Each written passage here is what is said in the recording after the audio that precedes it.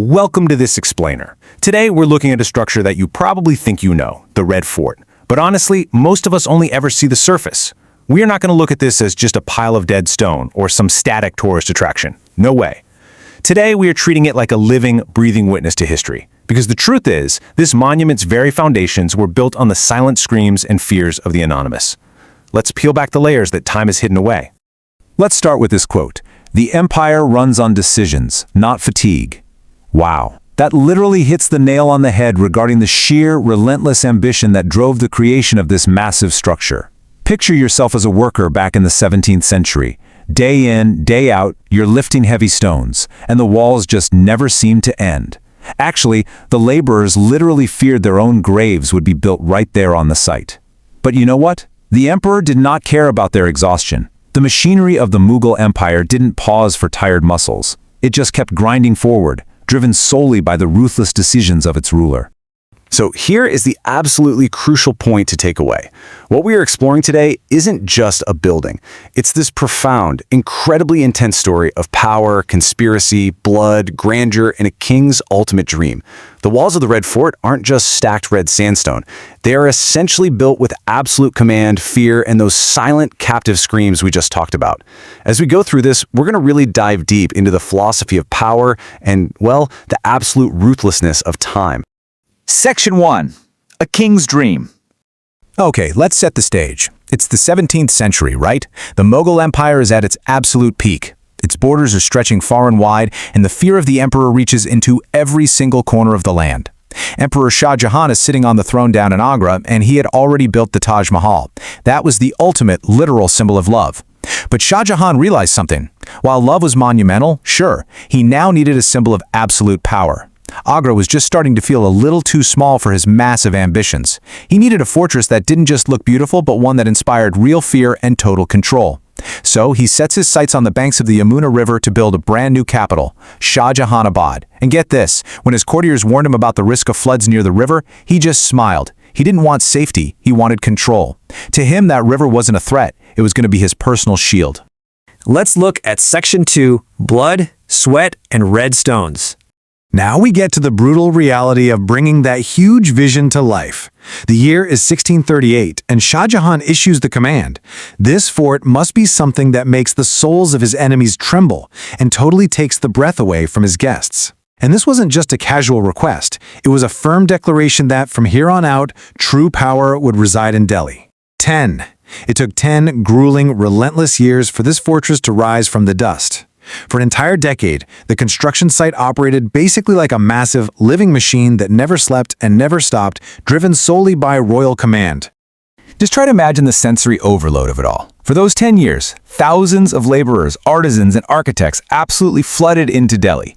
The air was constantly, incessantly pierced by the sound of hammers. Those massive clouds of dust you would have seen, that wasn't a storm. That was a literal foundation of an empire being dug out of the earth. Heavy red sandstone was hauled all the way from Rajasthan, pulled by this massive, straining workforce of elephants, bulls, and humans, all bent together under that crushing weight. These workers left their homes and their villages, completely unaware they were building something immortal, mostly because, tragically, their own names would never be recorded anywhere in history. All right, Section 3. Power, Conspiracy, and Architecture.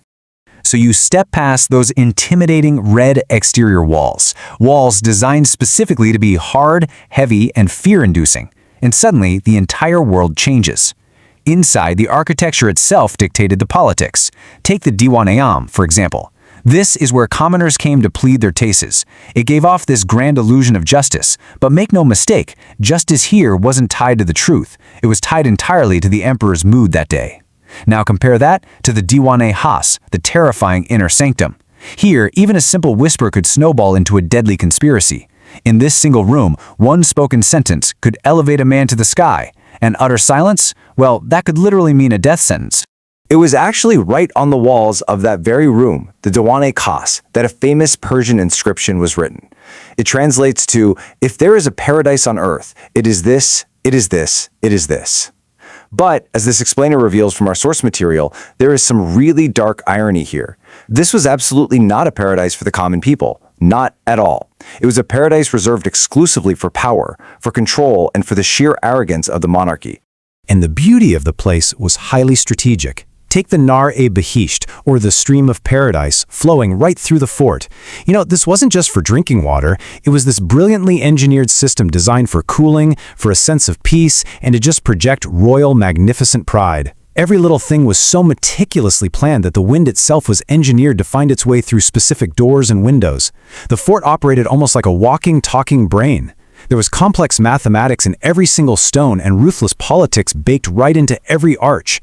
Shah Jahan basically wanted the stunning white marble and floral carvings on the inside to make onlookers feel incredibly small, all while they were safely trapped within that hard, unforgiving red stone on the outside. Moving to Section 4, the ruthless wheel of time. But here's the thing about time. It belongs to absolutely no one, not even to the man who built the ultimate fortress of power. This sequence of events is arguably the greatest, most tragic irony of the Red Fort. Think about it. Step 1. Shah Jahan builds this seemingly impregnable symbol of ultimate control. But then, Step 2, he ages. Power starts slipping through his fingers. And finally, Step 3, his own son Aurangzeb strips him of his empire and actually imprisons him back in the Agra fort. The very man who dreamed up and built the Red Fort never even got to rule from it again. The creator of power became the ultimate victim of it. Crazy, right? So those red stones just stood there in silent witness as the centuries rolled by. The foundation was laid in 1638, and construction wrapped up in 1648. But, as we know, empires are fleeting. The mighty Mughals began to weaken, and the fort just watched in silence. By the time the 1857 mutiny rolled around, the fort had witnessed the bitter, bitter taste of defeat. And yet, it somehow managed to hold on to a glimmer of hope. Which brings us to Section 5, from slavery to freedom. Following the events of 1857, the British essentially took over, and they brought a really stark transformation with them. Those beautiful, intricate palaces were abruptly converted into bleak military barracks. Where you once had luxurious silk curtains, well, British rifles were now propped up against the walls. Where the halls used to echo with the soft, beautiful rhythms of Urdu poetry, they were suddenly ringing with harsh military commands. It became a profound symbol of a nation's dark period of colonial slavery.